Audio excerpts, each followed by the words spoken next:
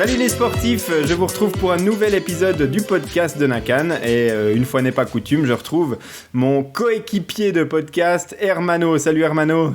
Salut Greg, salut à toutes et à tous. Hermano, j'ai quelques questions à te poser par rapport à tes connaissances en métaphysique. Est-ce que tu es prêt ? Oh, ça remonte à loin, et comme tu sais, je suis plus tout jeune, mais ok, on va essayer. D'accord. Est-ce que la théorie de la relativité, ça te dit quelque chose ? Ouais. C'était un certain Einstein ou un truc comme ça qu'il a élaboré. Ouais, alors ça, déjà, t'es sur une bonne piste.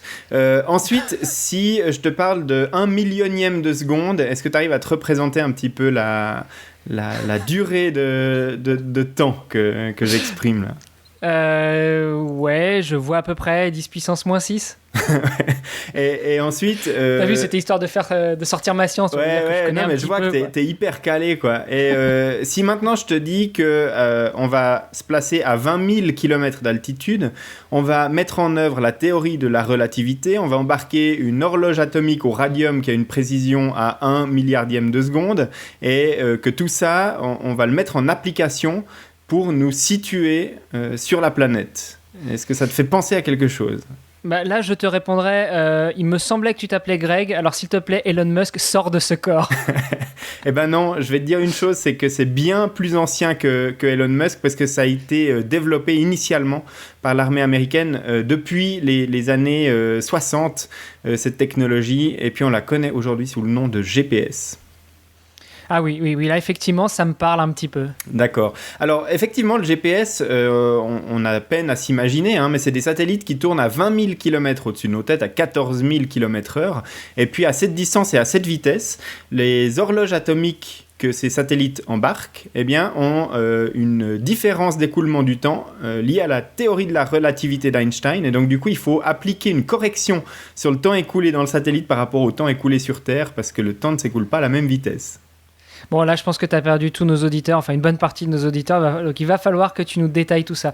Moi, je vois à peu près, parce que la théorie de la relativité, c'est un truc qui m'intéressait beaucoup quand j'étais au lycée avec un très très bon pote à moi, mais je pense que tout le monde ne dormait pas avec un livre de chevet, enfin qui ne s'endormait pas avec un livre de chevet qui détaillait cette fameuse théorie de la relativité. Donc s'il te plaît Greg, il va falloir que tu nous fasses des explications de texte. Oui, mais en fait l'idée c'est pas de partir dans un épisode entièrement mathématique, c'était juste pour placer un petit peu la complexité du système GPS et puis à quel point ça peut être compliqué au niveau du fonctionnement, mais on va rapidement entrer dans une application beaucoup plus concrète, parce que je me souviens des premiers épisodes de la première saison du podcast dans lequel tu courais un marathon. Ça remonte. Et où tu te plaignais de ta montre Garmin qui t'indiquait une allure complètement erronée en se basant sur les données GPS qu'elle pouvait exploiter. Ouais, mais ça, tu sais bien, c'était pour le cirque, c'était pour la fête du podcast, puisque bien évidemment, je sais que les données ne sont pas bonnes, comme je sais, et ça me rappelle aussi un bon vieil épisode que l'on a fait, qu'il ne faut pas se fier aux algorithmes d'entraînement, n'est-ce pas, monsieur ? Oui, alors on a parlé avec notre consultant suprême, Denis Boucher, du fait que les algorithmes d'entraînement qui nous disent entraînez-vous plutôt au seuil, plutôt en endurance ou plutôt en haute intensité, faut pas forcément s'y fier tout le temps parce qu'ils sont basés sur des statistiques mathématiques qui correspondent pas forcément à l'être humain qu'on est, mais il y a également beaucoup de personnes qui se fient corps et âme aux données GPS de leur montre de sport, et en particulier pour la course à pied. Et on va élaborer un petit peu le sujet dans cet épisode, mais c'est souvent pas une bonne idée. Alors, juste avant qu'on aborde cet épisode, moi j'aimerais savoir si les accéléromètres sont aussi fiables que ces fameuses petites puces GPS que l'on embarque dans nos montres connectées de sport. Eh bien, écoute, moi je me souviens de ces accéléromètres, et j'ai une image de ces accéléromètres qui étaient des pods immenses qu'on mettait sur nos chaussures, qui devaient bien rajouter 60 ou 80 grammes sur la godasse quand on sur partait. Sur un pied, ça fait que l'on clopinait très souvent. Voilà, sur un pied. C'était au début des années 2000, quand on avait le balbutiement des données GPS dans les montres, mais pas encore dans toutes, et puis qu'on se trimballait ces fous de pods-là. Et on se souvient d'une précision qui était largement aussi aléatoire, voire plus, que les données GPS de nos montres actuelles. Donc, je ne sais pas si tu as cette image-là de l'accéléromètre. Ils vendaient pas du rêve. Ouais, moi j'ai à la fois cette image-là de l'accéléromètre sur une des premières Polar que j'ai eues, mais aussi à peu près le même boîtier, mais qui se mettait cette fois-ci soit à la ceinture à l'avant, soit à la ceinture à l'arrière, qui embarquait aussi un GPS. Je sais pas si tu as connu ça aussi, Greg. Oui, oui. Et c'était notamment les boîtiers GPS pour les montres Timex, pour ne citer que cette marque-là. Et je me demande comment est-ce qu'on pouvait courir avec ça. C'est un petit peu comme l'histoire du matériel qu'on embarque sur le vélo, dont on a aussi parlé, et où finalement on arrive à la conclusion qu'avant de chercher à gagner quelques grammes sur le vélo, il fallait peut-être déjà chercher à gagner quelques grammes dans le bide. Là, on s'embêtait parfois à pas partir avec une bouteille d'eau parce que c'était trop lourd, mais on partait avec un boîtier GPS accroché à la ceinture qui pesait 200 grammes. Ouais, effectivement. Avant que les montres intègrent les circuits GPS qui se sont bien miniaturisés depuis, effectivement, on déportait toute cette électronique dans un boîtier qu'on mettait comme brassard ou comme tu l'as dit à la ceinture. Ça prenait une place phénoménale, ça prenait un poids et un encombrement absolument pas confortable du tout, et puis ça offrait une précision qui était absolument infecte, quoi. Ouais, c'est ça. Bon, mais recentrons le débat. Aujourd'hui, on a décidé de parler du GPS, des petits circuits GPS que l'on intègre dans nos montres électroniques, enfin pas que l'on intègre, que les fournisseurs intègrent, que les constructeurs intègrent dans nos montres.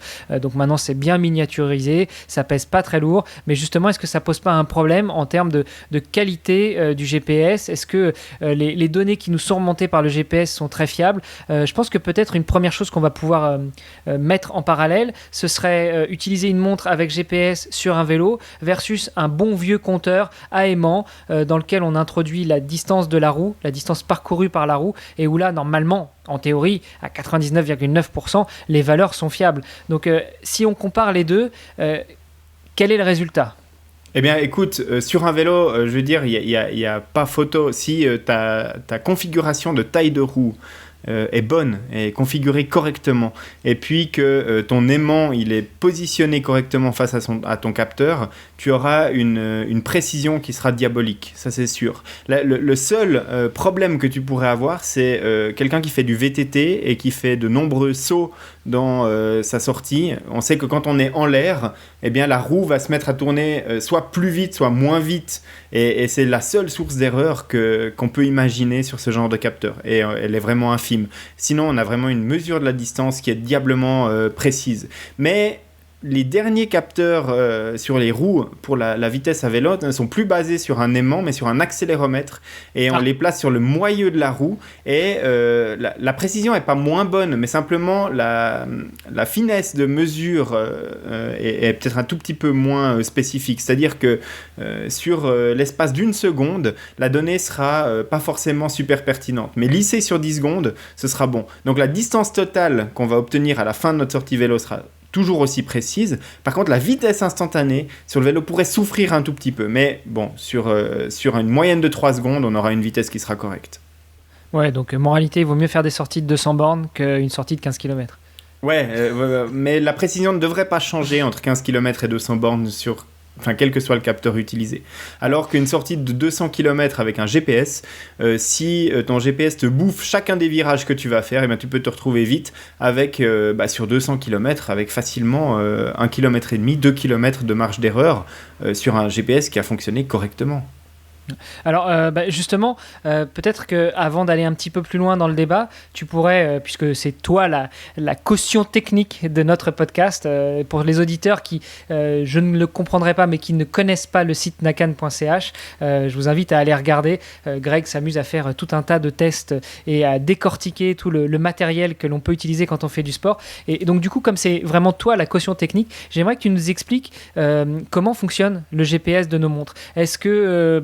c'est pas une question toute bête. Est-ce que nos montres, nos GPS de vélo intègrent une cartographie et puis nous suivent sur une cartographie et après ils font des calculs? Il y a un grand turc d'Amazon qui s'amuse à faire des calculs pour savoir quelle distance on a parcouru ou même quelle vitesse instantanée à quelle vitesse instantanée on roule, ou c'est un tout autre algorithme?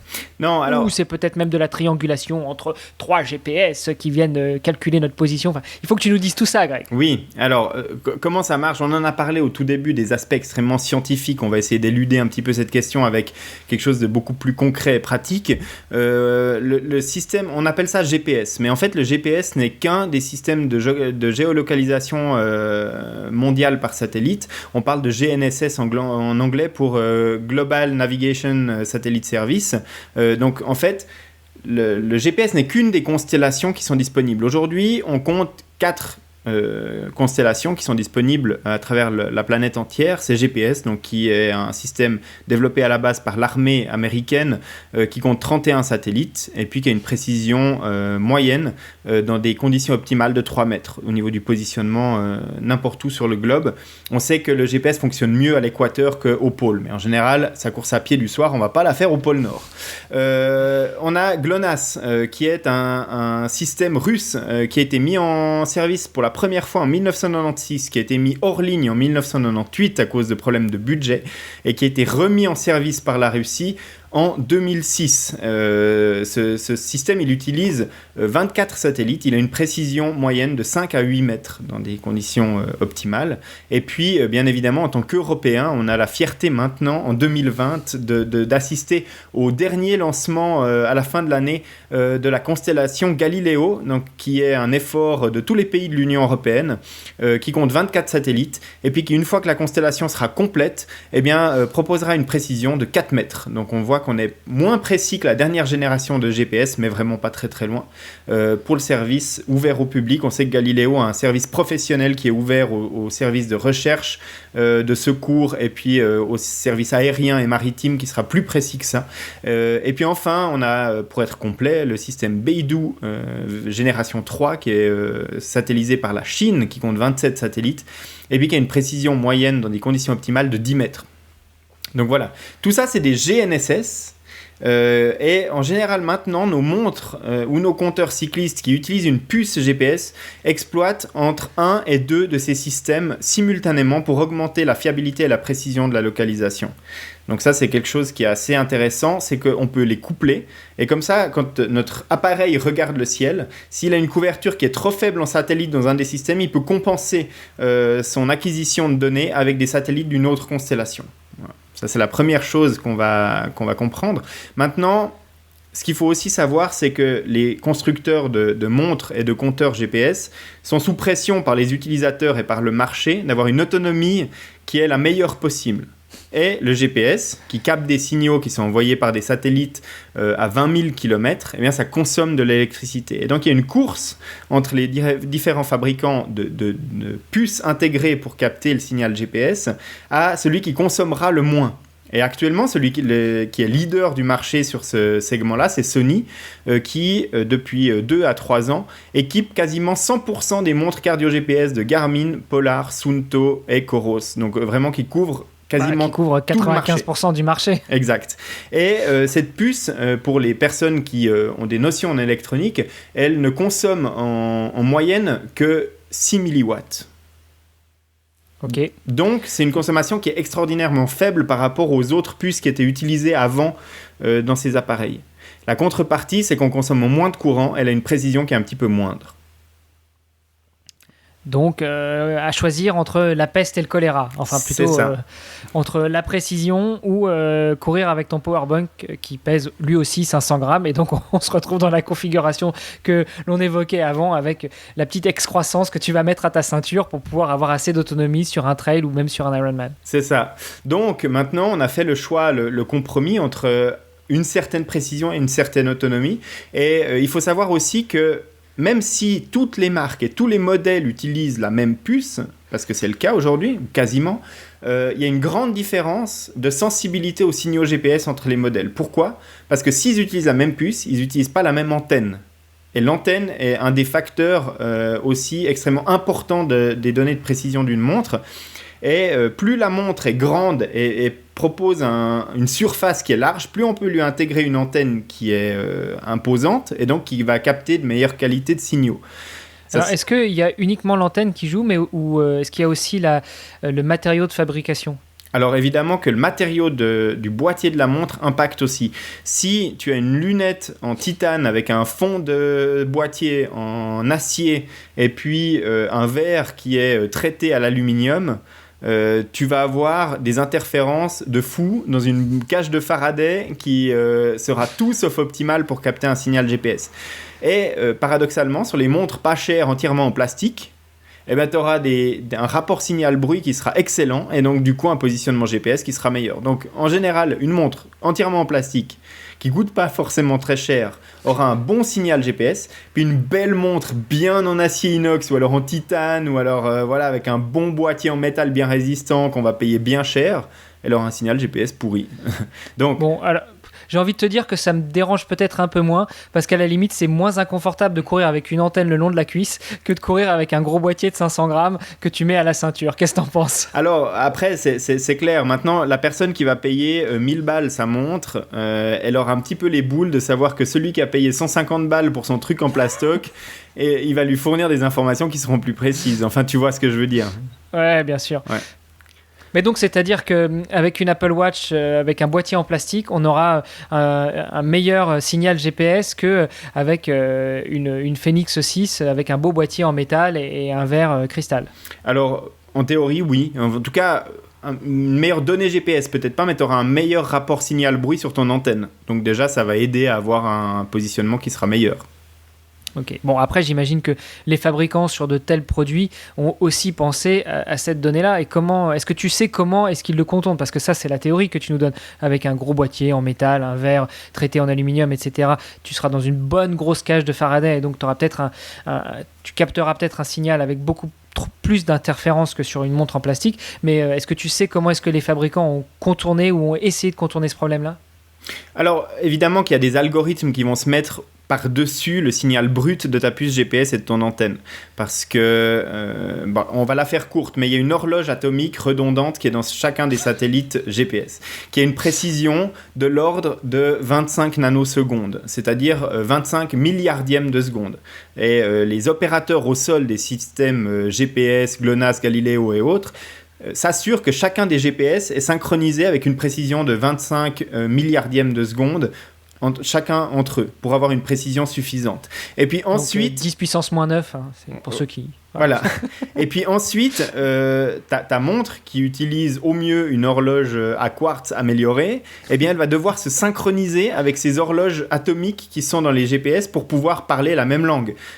Parce qu'il faut qu'elles soient calées sur la même horloge. Parce que le principe même du fonctionnement de GPS, c'est de récupérer un signal d'un satellite qui contient une information de temps dedans, et puis, connaissant la vitesse de la lumière, donc 300 000 km par seconde, on va déduire la distance qu'il y a entre notre récepteur et le satellite en fonction du temps que le message a mis pour venir jusqu'à nous. Donc, en gros, ça veut dire que si nos horloges ne sont pas synchronisées et qu'il y a un écart de 1 millionième de seconde, eh bien, on a une erreur de positionnement de 300 mètres. Ouais. Et un utilisateur de montre GPS, il gueule bien avant d'avoir un écart de 300 mètres. Parce qu'à partir de 25 mètres d'écart, il commence à faire la tronche. Surtout que je ne sais pas s'il y a certaines auditrices ou certains auditeurs qui ont déjà vécu des courses avec des potes et même avec la même montre et le même modèle, arriver à la fin de la course alors qu'on est parti en même temps, on a couru en même temps, donc on a en théorie fait la même distance et on a à l'arrivée se retrouver avec 100, 200, 300, 500 mètres d'écart. Je peux comprendre qu'il y en a qui hurlent un peu. Oui, et alors effectivement on a des problèmes de ce type-là qui se passent en permanence en électronique et des erreurs et des aberrations qui se passent en permanence. Donc qu'est-ce qui va se passer ? C'est que la donnée brute qui va sortir de notre capteur GPS de la montre, il va être comparé aux points qui ont été réalisés dans les secondes qui précèdent. Et en fait, si on a un point, puis que le point suivant, il est situé à 1m50, puis que le point suivant, il est situé à 1m50, puis que le point suivant, il est situé à 300 mètres, qu'est-ce qu'on fait ? Eh bien, on va se dire, ce point-là, il est pourri, donc on va l'éluder. Et on va passer au point suivant, et ainsi de suite, et on va ainsi, ce qu'on appelle lisser la courbe, dans un langage mathématique, pour ne pas afficher ces aberrations qui vont dans tous les sens, puis qui vont nous rajouter des kilomètres supplémentaires sur une sortie de 20 bornes. Alors, ce qui pourrait éventuellement expliquer que sur une sortie aussi longue soit-elle, en vélo ou en course à pied, on affiche une distance sur la montre et une fois qu'on synchronise, on a une distance légèrement différente. Alors ça peut être un recalcul mathématique de la trace qui est fait par la plateforme en ligne dans les serveurs cloud, donc une optimisation supplémentaire de la trace, et ça c'est une spécialité qui est connue chez Strava par exemple, qui aime bien reprendre toutes les données et les reprocesser une bonne fois avec leurs propres algorithmes parce que eux savent mieux que tout le monde comment calculer une trace GPS, et donc du coup ils le font. Donc effectivement, certaines plateformes vont faire ce genre de choses, mais par exemple, chez Polar, la trace qui était enregistrée par la montre, qui va être synchronisée dans l'interface de Polar Flow, eh bien Polar va l'utiliser telle quelle, parce qu'il va partir du principe que les données qui ont été processées par les circuits intégrés de la montre ont fait le job, et puis que la donnée, elle est comme elle est, quoi. C'est quand même pas super rassurant tout ce que tu nous racontes, Greg. Du coup, comment est-ce qu'on peut être certain de sa vitesse instantanée, de sa vitesse moyenne, de la vitesse, de la distance instantanée que l'on parcourt, de la distance totale de la sortie qu'on a fait? Comment est-ce qu'on peut se comparer d'un jour à l'autre? J'imagine que tu as parlé d'interférences dues à la montre, dues au boîtier, mais on peut aussi avoir des interférences dues simplement à la météo, peut-être dues à ces fameux orages solaires. Comment est-ce qu'on peut faire confiance à toutes ces machines-là? Alors, déjà, la question de savoir quel est le degré d'erreur acceptable pour une montre GPS, Elle dépend de l'utilisateur, non? Oui, non, mais qu'est-ce qu'on peut espérer comme étant une bonne donnée par rapport à une donnée qui n'est pas bonne? Parce qu'il y a bien un moment, il va falloir trancher. On sait qu'on ne peut pas avoir une donnée précise, absolue, mais à partir de quelle marge d'erreur on peut accepter ou pas le système. Et il y a une étude qui a été publiée récemment, donc au début de cette année 2020, et qui a fait un petit peu de bruit, et que j'ai notamment relayé sur les réseaux sociaux de nakan.ch, qui a été réalisée par l'Institut du sport de Macolin à Bienne, qui a évalué plusieurs montres GPS dans plusieurs conditions, et puis qui ont fait une moyenne de distance, et qui ont conclu, selon des données standardisées, que 5% d'erreurs, c'était acceptable. Au-delà, c'était pas acceptable. Et puis là-dedans, il y a une montre qui est d'une ancienne génération, qui utilise une ancienne génération de chipset GPS, qui est la Polar V800, qui est sortie première. Et plus précise montre du marché. Ça, c'était une donnée, c'était un test qui a été réalisé sur plusieurs types d'activités avec une seule personne qui réalisait le même test de manière récurrente avec plusieurs montres et puis qui a comparé les données.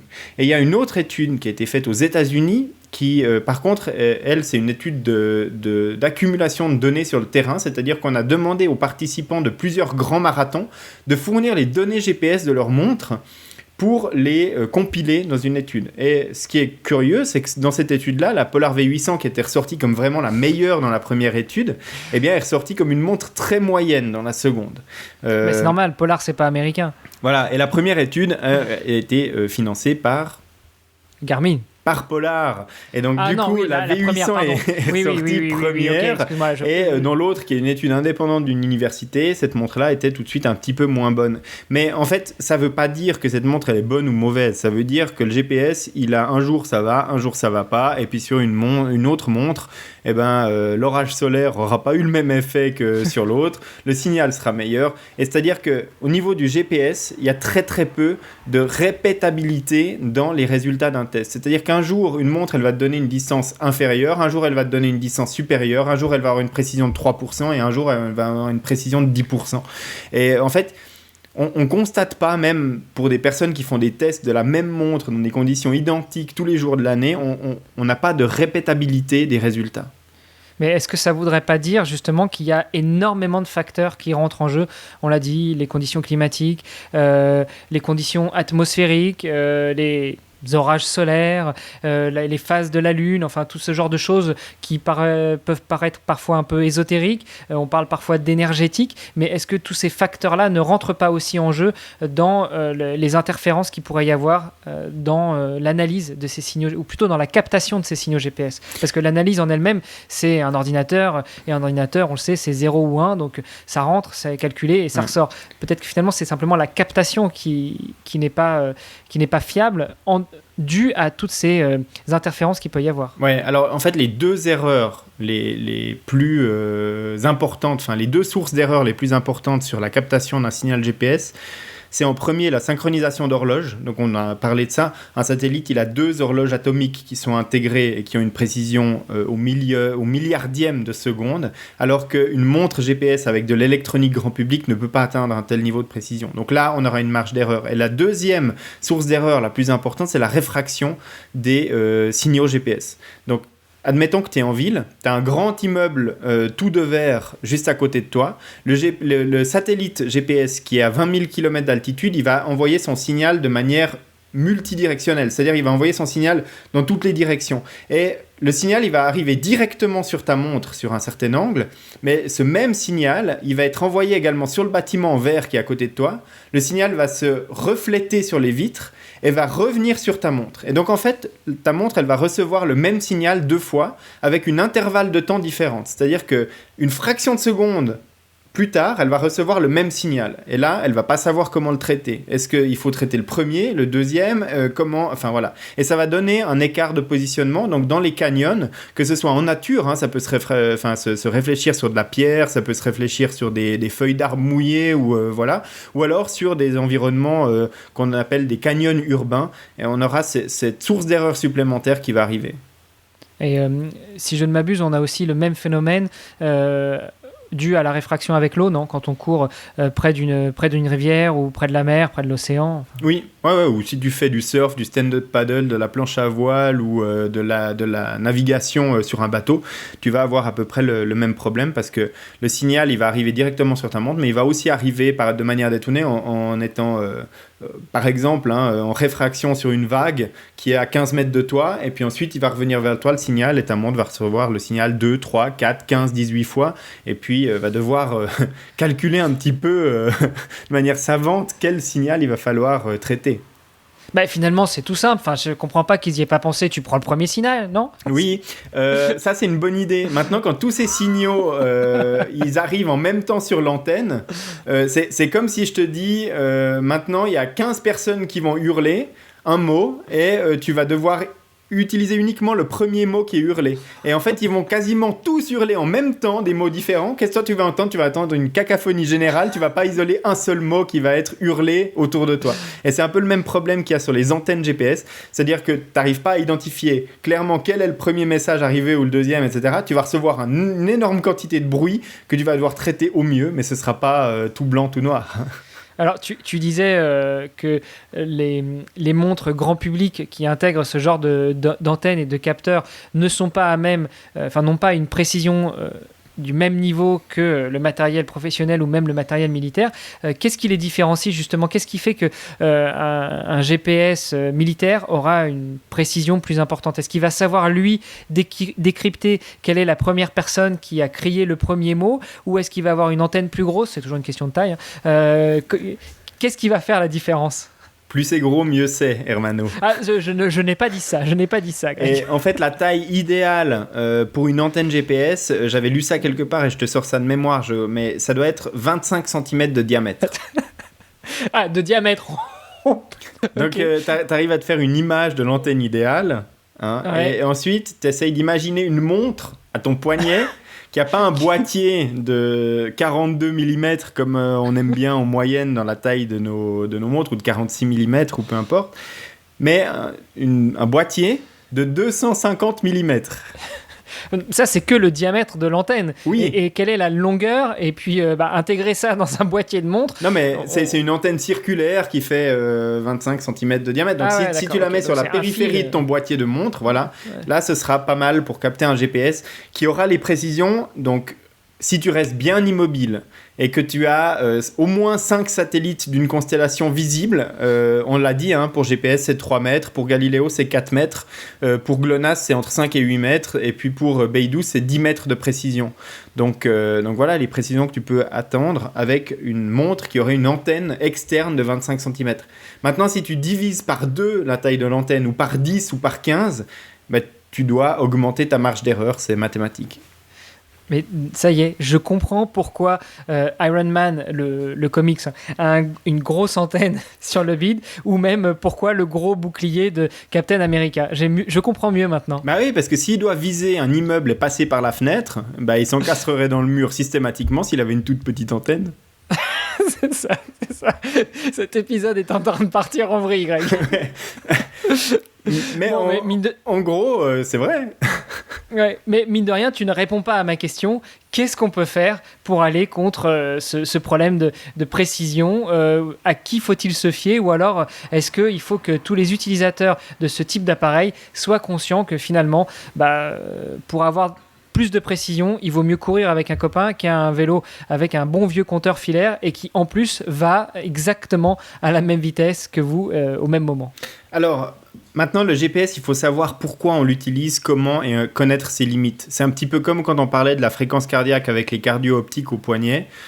Si on connaît les limitations de la technologie, qu'on sait à quoi s'en tenir, on va pas avoir de problème. Et pour moi, le GPS d'une montre doit servir, d'une part, après avoir réalisé une activité, de savoir où on est passé. Et puis d'autre part, si on utilise la cartographie intégrée dans la montre, c'est de pouvoir savoir où on est pour que sur la carte, ça affiche correctement nos données de position. Mais c'est tout. Ça ne doit pas servir à autre chose, le GPS. Et surtout, Hermano, ça ne doit pas servir à indiquer une vitesse instantanée quand on est en train de faire son pacing sur un marathon. Parce que je sais que je parle à un homme qui a vécu cette situation, sinon on se grille. Je ne sais absolument pas de quoi tu parles, Greg. Je suis désolé.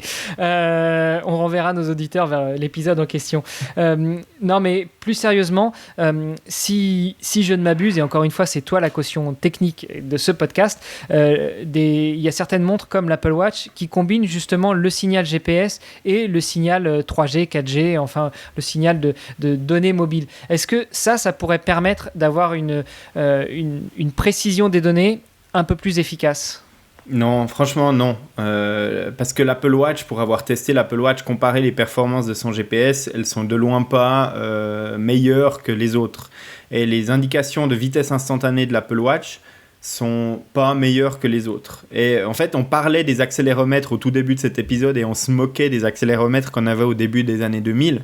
Mais il faut savoir que la technologie, je me moquais un petit peu parce que je voulais pas parler tout de suite de la précision de ces accéléromètres en introduction de ce podcast, sinon on n'aurait rien eu à discuter.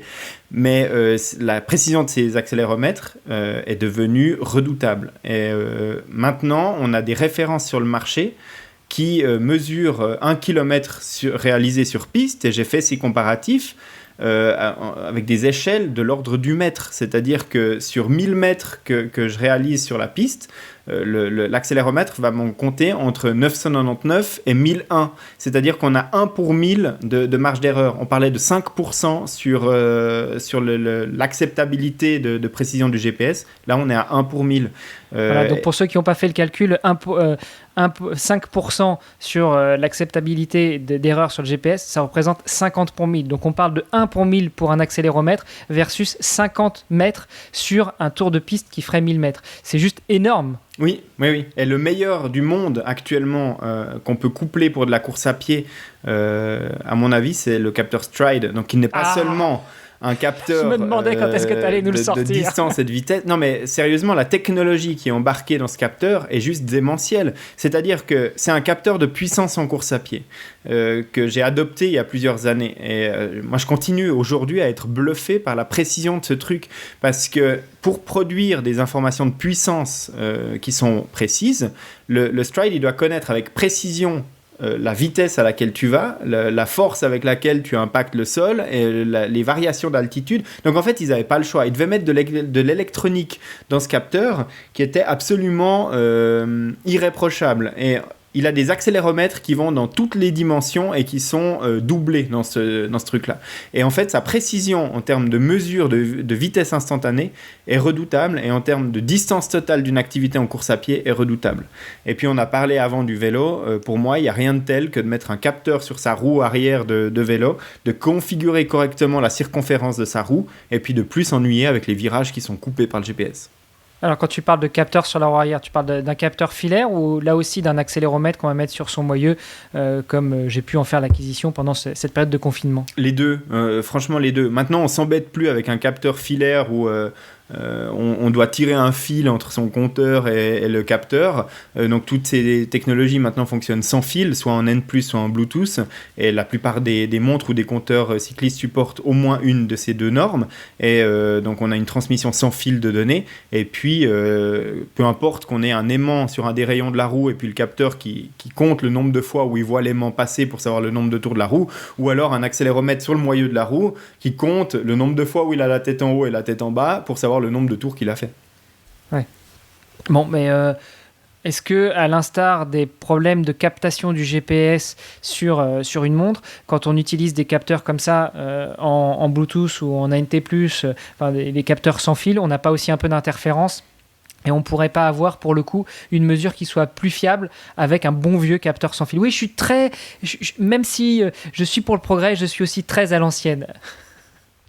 Je pense qu'on a des problèmes dans les deux technologies parce que l'N+, et le Bluetooth, et ça se constate encore plus facilement quand on fait un entraînement sur Home Trainer chez soi, parce que ça utilise les bandes de fréquence de 2,4 GHz qui sont les mêmes que partage ton réseau Wi-Fi chez toi, donc ton réseau informatique.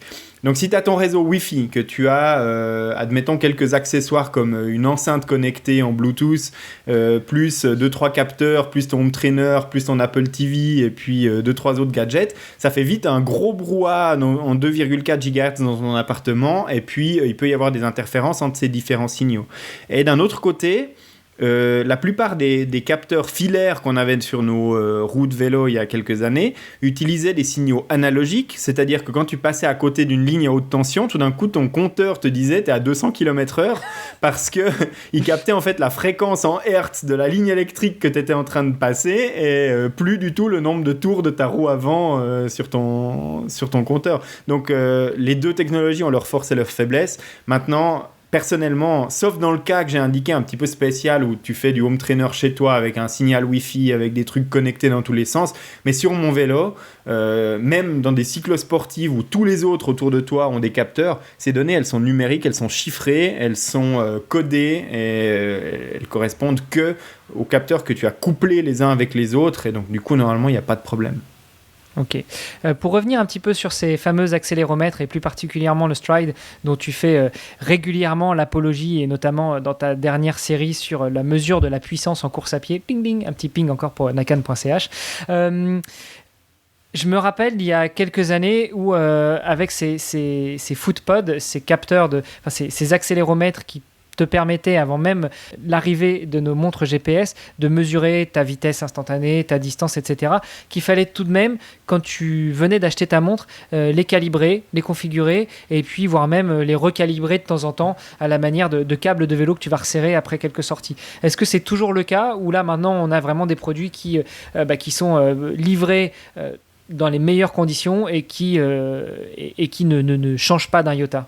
Alors, si tu prends l'accéléromètre de Garmin, de Suunto ou de Polar, qui ont des précisions qui sont peut-être pas aussi impeccables que le Stride, mais qui ont des précisions largement plus acceptables que celles du GPS, celles-là, il vaut mieux les calibrer sur piste, ouais, c'est sûr.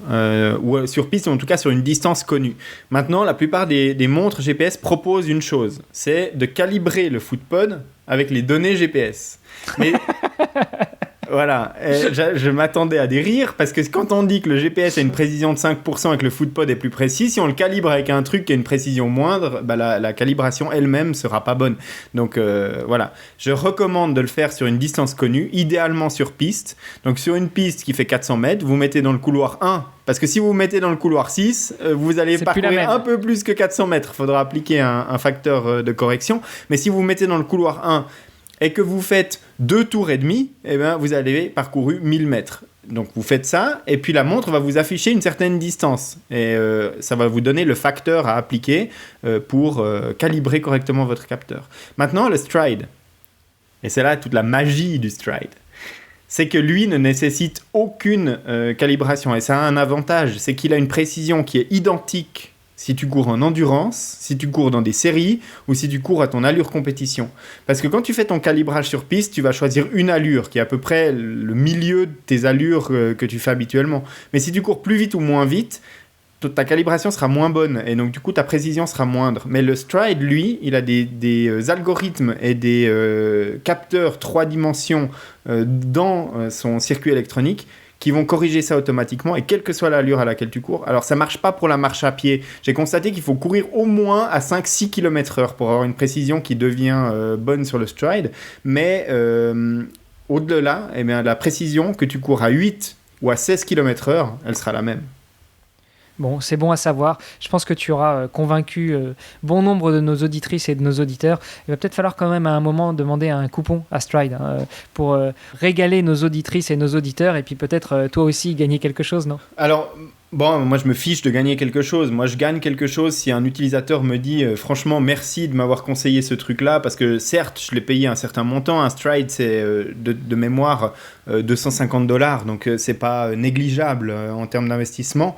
Mais pour réussir sa performance sur marathon, je pense que c'est plus important d'avoir une montre qui indique quelque chose de précis. Donc prendre une montre moins chère, mais avec un Stryd, ce sera beaucoup plus performant que d'avoir une montre très chère, mais qui a un signal GPS qui va avoir 5% d'erreur. Et tout d'un coup, ta montre t'affiche 5,15 au kilomètre. Tu te dis, oulala, je suis pas du tout dans le rythme, j'accélère un peu, mais en réalité, tu étais à 4,50 déjà. Et en fait, tu vas aller te cramer. Alors que le Stryd, lui, il va te donner ton allure réelle, à quel que soit le moment auquel tu regardes ta montre. Parce que le problème, c'est ça.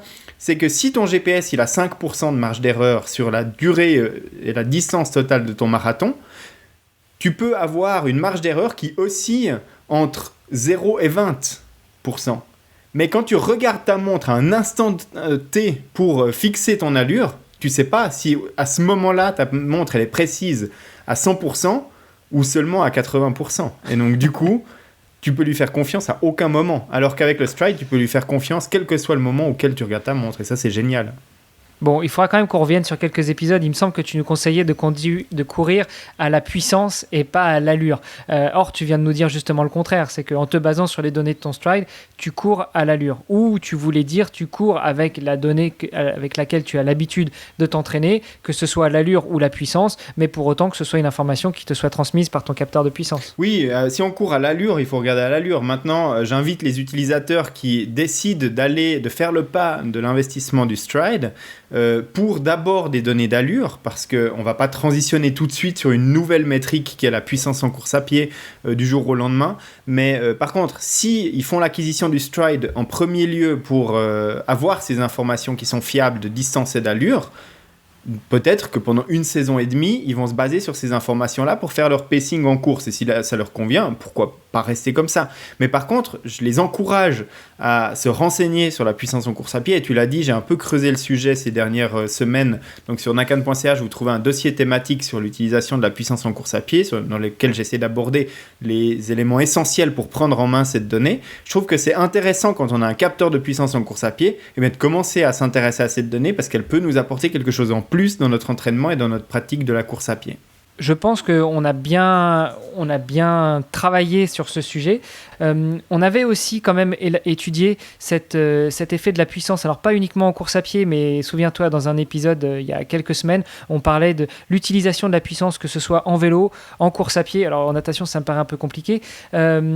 Du coup, très rapidement, parce qu'on ne va pas refaire toute la série que tu es en train de faire sur le site, on ne va pas non plus reprendre tous les bons conseils que tu peux disséminer à longueur de journée, mais très rapidement, si on se décide à partir sur une mesure liée à la puissance ou même à utiliser les données qui sont fournies par un capteur Stryd, que ce soit sur une montre Garmin ou sur une montre GPS, sur une montre d'une autre marque, comment est-ce qu'on configure ces données-là ? Est-ce que juste le fait de connecter l'appareil va te permettre d'avoir les informations qui vont venir de ce capteur plutôt que du GPS, ou est-ce que c'est une configuration un peu particulière à faire ?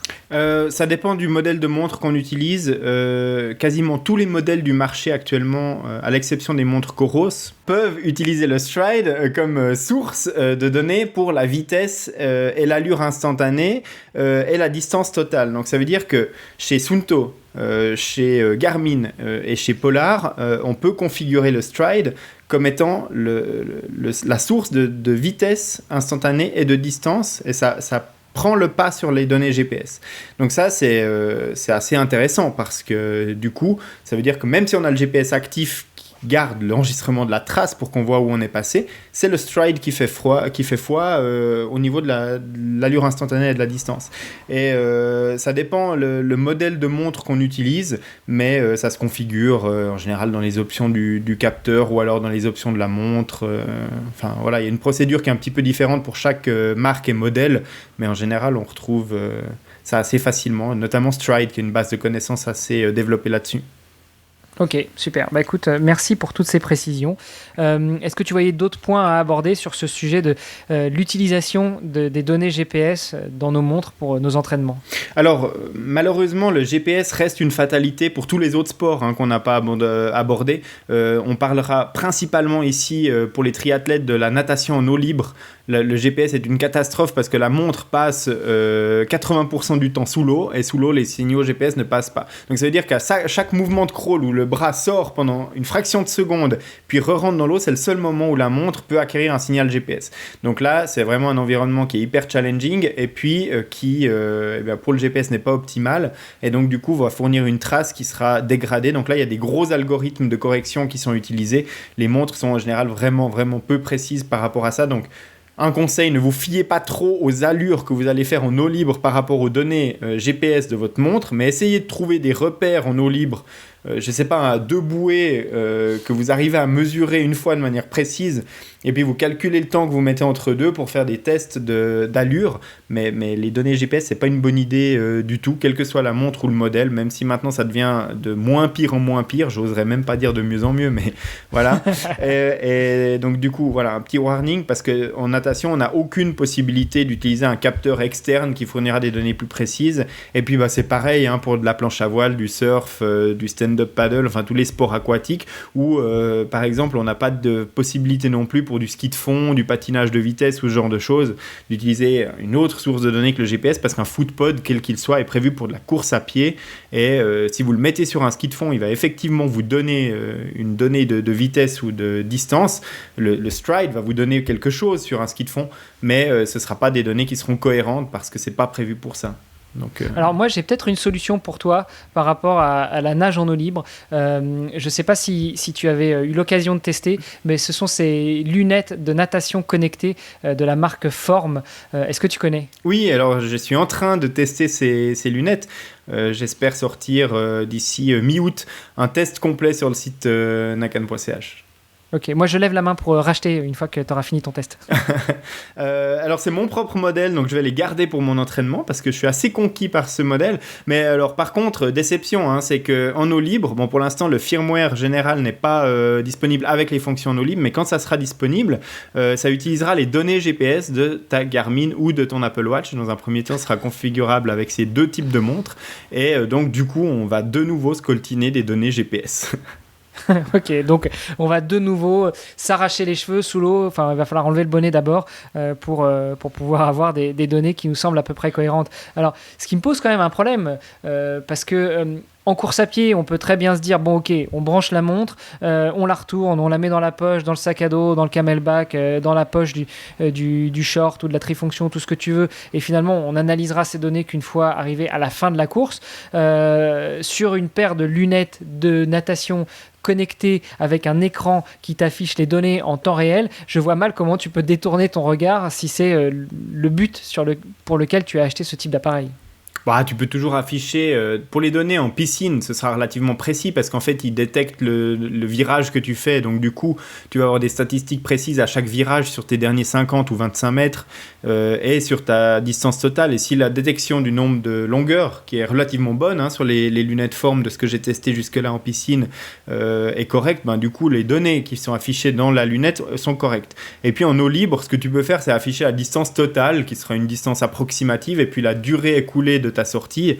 Par contre, effectivement, ce sera intéressant d'afficher l'allure instantanée, mais je pense que ça va faire des sauts entre 14 minutes au kilomètre et 32 minutes au kilomètre en quelques secondes, et je me demande comment les ingénieurs de Form vont gérer ça, et puis surtout à quel point ça pourra être utile ou non de l'afficher en temps réel dans la lunette.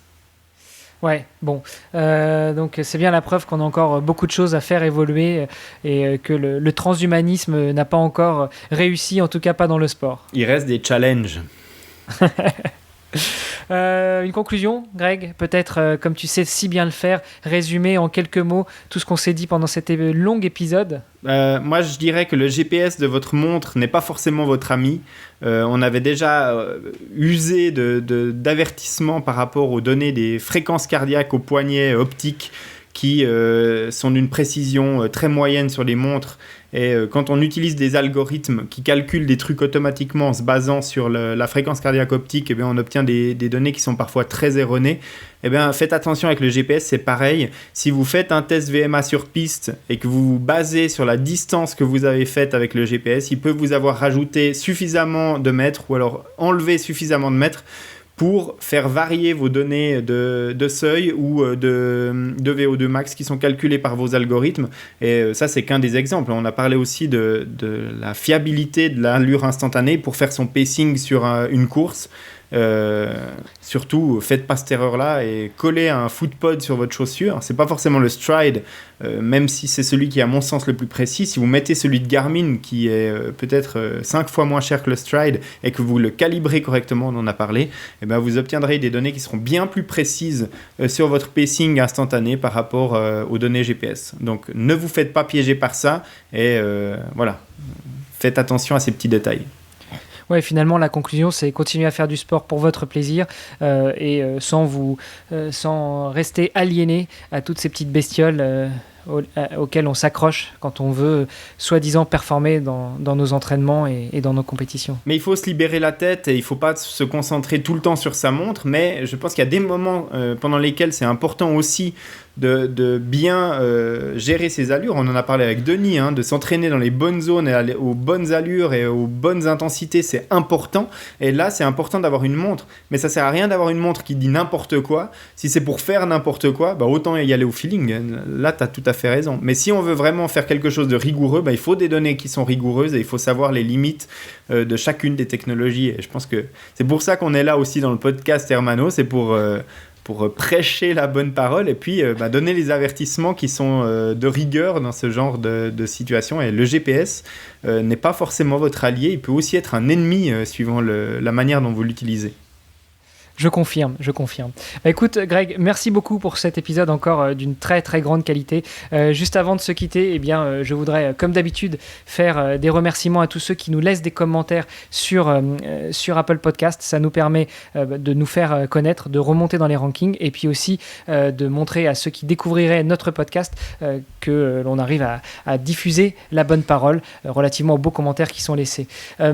Donc, évidemment, on vous invite, vous aussi, si vous ne l'avez pas encore fait, à aller laisser une note, j'espère 5 étoiles, une revue sur Apple Podcast. Vous pouvez aussi, si vous le souhaitez, rentrer en contact avec nous, nous poser toutes vos questions. Alors Greg n'est pas super au top en ce moment avec le WhatsApp qui est sur le site. Je vais te dire quelque chose, Hermano, par rapport au WhatsApp, c'est que j'ai un grave problème avec le téléphone WhatsApp du podcast. Et malheureusement, je m'excuse platement auprès des utilisateurs qui nous ont laissé un message au cours des dernières semaines sur le WhatsApp parce que je n'arrive plus à accéder au WhatsApp qu'on avait mis en place.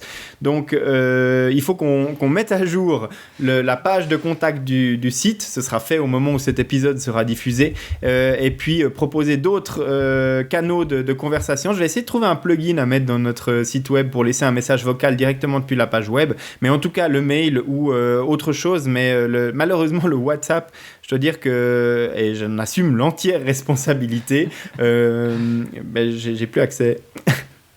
Bon, en tout cas, il reste Instagram, il reste Facebook, il reste Twitter, il reste tous les moyens que vous savez toujours utiliser pour nous contacter. Donc n'hésitez pas, si vous avez la moindre question, à revenir vers nous. Merci encore, Greg, pour ce superbe épisode. Mais merci à toi. À toutes et à tous pour votre patience et votre fidélité. Et on vous dit à dans 15 jours pour un nouvel épisode où on parlera, pas cette fois-ci de GPS, mais en tout cas de positionnement et de route, toujours. Oui, mais dans un esprit un peu plus humain. Il n'y aura plus de théorie de la relativité. Non, d'ailleurs, je suis un peu déçu. On aurait pu finir cet épisode par une citation d'Einstein, mais ok, tu as juste voulu commencer et pas terminer avec Einstein. Donc très bien, je note. Alors j'en ai une si tu veux. C'est qu'il n'existe rien de plus gros, de plus coûteux, de plus dangereux qu'une centrale nucléaire pour faire bouillir de l'eau. Voilà. Citation d'Albert Einstein. Voilà. Sur ce, très très bonne semaine. À dans 2 semaines pour un prochain épisode du podcast. Merci Greg. Ciao.